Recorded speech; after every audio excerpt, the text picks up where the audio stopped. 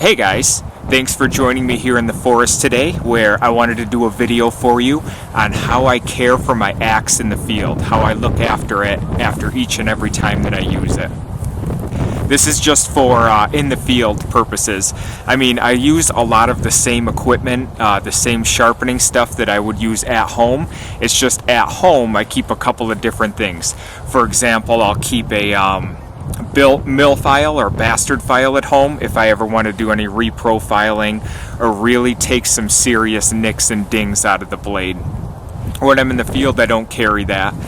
I just carry some of the basic things that I think you guys have seen before. So before we get started, you guys are all familiar with my sharpening kit. I've showed this many times. Inside my sharpening kit, I have my ceramic rod, I have my green and black 2 strops here. I also have my DMT Diafold diamond sharpeners, 4 different grits on two of the bars there. And then inside this pocket, I have green compound and I have black compound for my stropping. I also have a little notebook in there that I test the edge with. I sharpen up, after I sharpen it up, I test the edge on some paper there.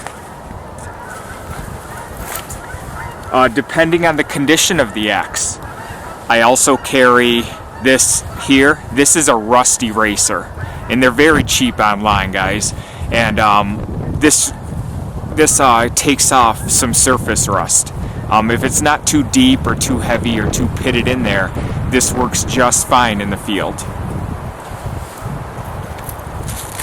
I also have fix and wax. I just keep it in this plastic bag so it doesn't get all over everything. After I touch up my axe, I put this on the axe head and the axe handle to protect it. And then finally, the main thing for axe care in the field, Lansky puck. Lansky sharpening puck. A couple dings in it, as you can see. This is pretty old, but I have a few of them. I have them in a few different packs in my toolbox at home, and I like having them around. But what it has is the coarse grit on top and a fine grit on the bottom. Once again, depending on the condition your axe is in, you can judge accordingly. So let's break this open here. No nicks, no dings, no rust. But we have used it, so I want to touch up the blade. So the first thing we want to do is grab our Lansky puck, and we're not going to use the coarse side because we don't need to take off a lot of material. We're going to use the fine side. And you want to lubricate this. Some guys use oil, some guys use diesel fuel. I usually just use water. Here in the Northeast, the easiest thing to do is snow. So I'll just grab some snow, lubricate it up that way. If I need more snow, I just reach back and grab some more.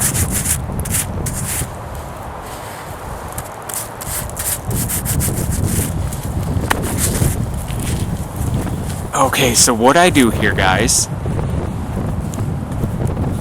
is I'm going to take the edge and line it right up against my puck, okay, and find that edge. And you'll feel it when you're doing it. The way I hold it is like this, so I can look right down the edge at it and see that it's making contact with the puck. Let me move to this side, maybe you can see it a little better. And then I just start to create circles.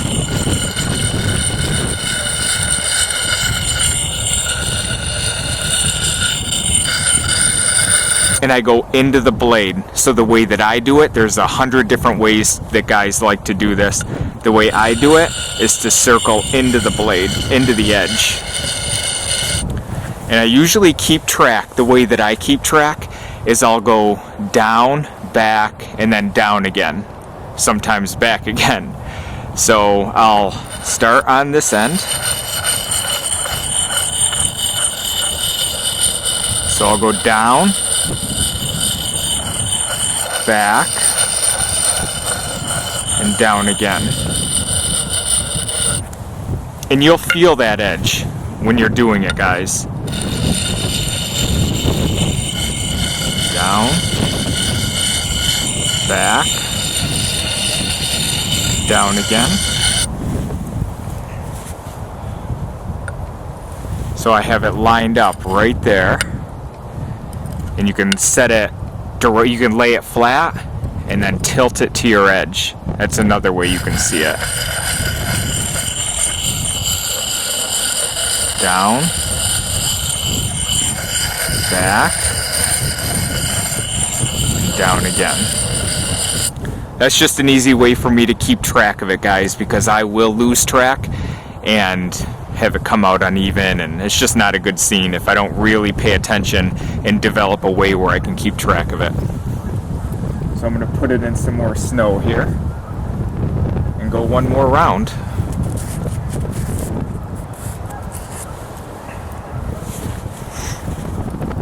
Once again, I hold it this way so I can look down.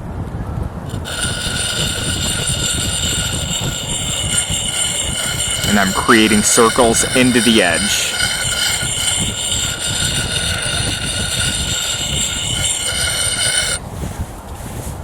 Do this side. Find the edge there. Circles into the edge.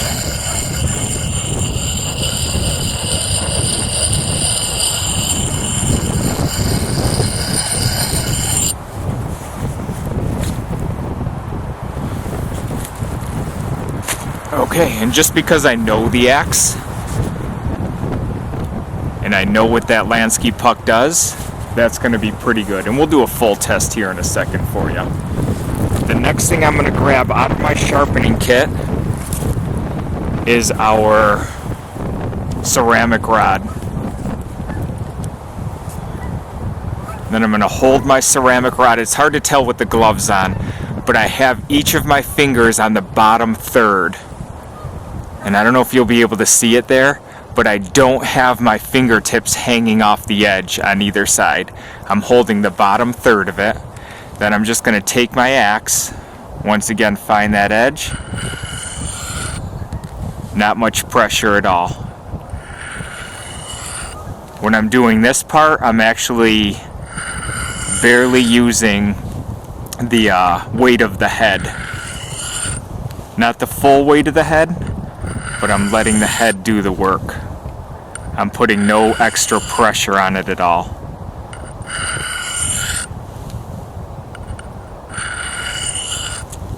And some guys like to go 5 on one side or 5 on the other. I like to go back and forth. Just like with the Lansky puck, it's just my way of keeping track in my head. I can follow it a lot easier when I go back and forth.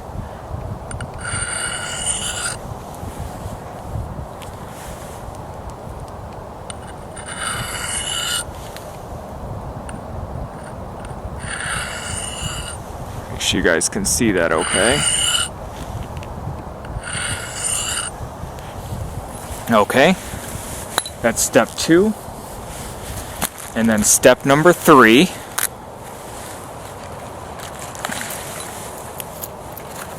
I'm going to throw this back in here. And step number 3, I'm just going to grab my strops. My field strops, there you can see green. And there you can see black. Black is a little more aggressive. The black polish is a little more aggressive and I don't use it as much. I usually will just use the green to hone in the field. And then inside the pouch, I'm going to grab my green compound, polishing compound that I just get from Harbor Freight, and color in the strop essentially is what I'm doing.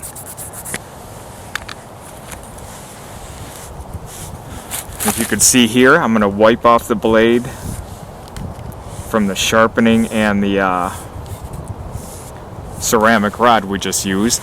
I am going to hold the strop in very much the same way, to where my fingers you might be able to see some space.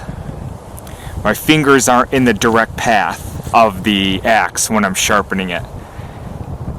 In stropping, I'm going to go away from the strop, as opposed to the sharpening where I use the Lansky puck and sharpen into the blade, and then when I use the ceramic rod I went in, stropping, we're going to go the other way.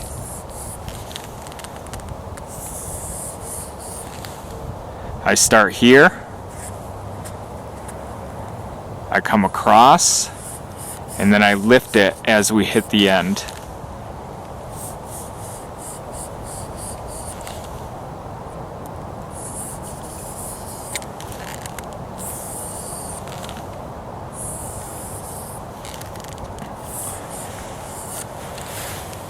Bring it down here a little bit. And this part, guys, is my favorite part. I love stropping knives. I love stropping axes. A lot of people will say it's not necessary to strop an axe. And while that may be true, I enjoy it. It's very meditative for me.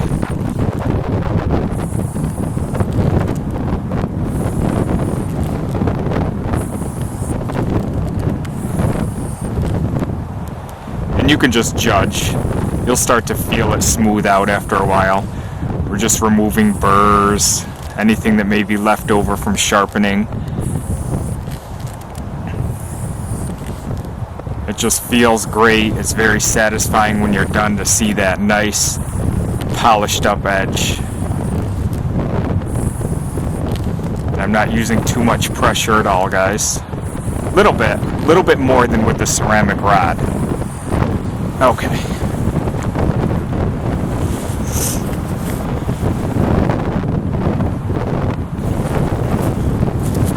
Final thing that I do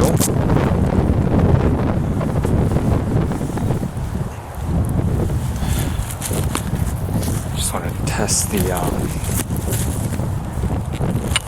the sharpness really quick.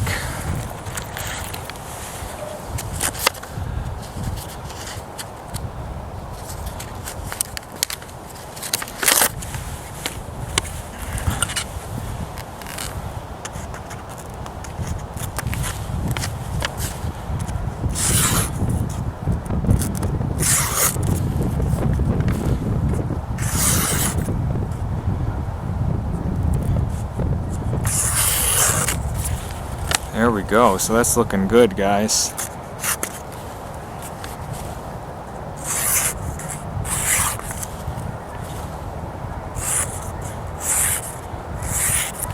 I like it.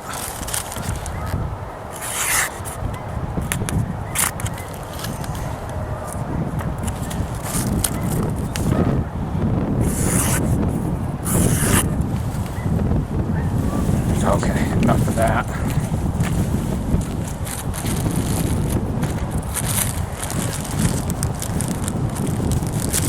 Last thing I like to do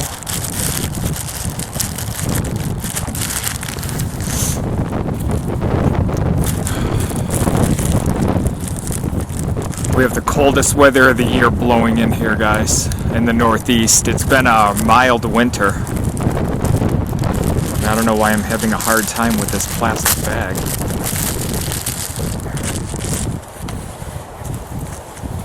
Fix and wax from the Pathfinder school. I just take it and I'm coloring in the head. That's essentially what it looks like I'm coloring it in.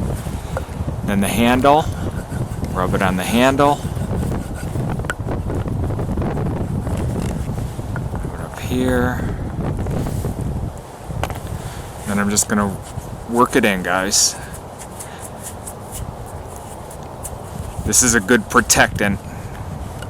Protectant from rusting, protectant from damage on the handle from moisture.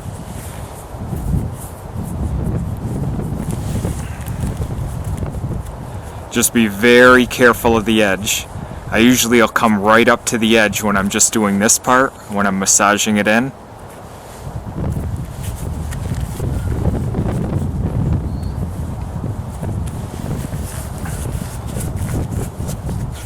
Take care of the handle.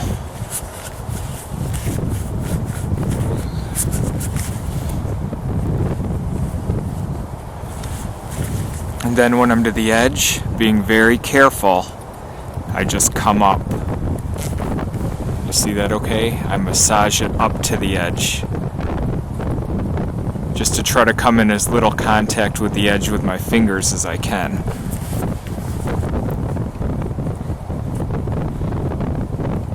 But I do want to protect that edge from any type of rust as well.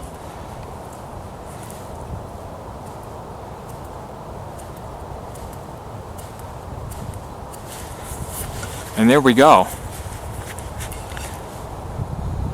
That's pretty much step by step how I care for my axe in the field. I've treated this sheath several times. If it was in need of it, I would just throw some fix and wax on this as well. But it's recently been treated and no need. So thanks for joining me, guys. I hope I was able to help out on that, and we will talk to you again down the road. Thanks, guys. Bye-bye.